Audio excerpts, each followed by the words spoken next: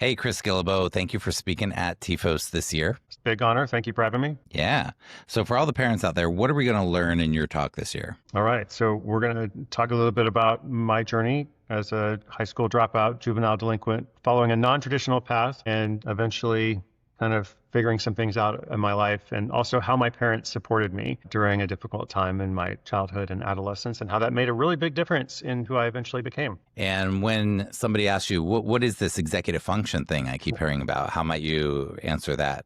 Yeah, great. I think of it as like governing principles or like an operating system for my life of, how do I choose what I'm going to do and how do I actually make that happen? And when I get stuck or when I struggle with something, how do I kind of get back on board or like emotionally regulate myself? So it's a whole little package of tools which affects everything about our lives. And then the difficult question I sometimes is, what's your job? This is one of your websites, neurodiversion.org. This is That's an right. amazing conference that you have recently started, but you've done other conferences and written Mhm. books and stuff. But when people say to you, what's your job? How might you respond to that? Who is What's my Chris? job? Well, I work for myself. I've always worked for myself since age 18 or 19, and I'm an author. So I've written 9 books. The most recent book is called Time Anxiety. It's about the fear of running out of time.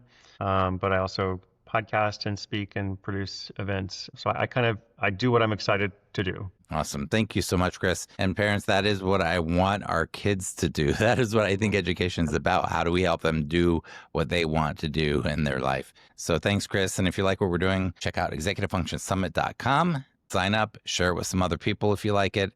Want to wish you all well, parents. And thank you, Chris, for being here and sharing with families this year.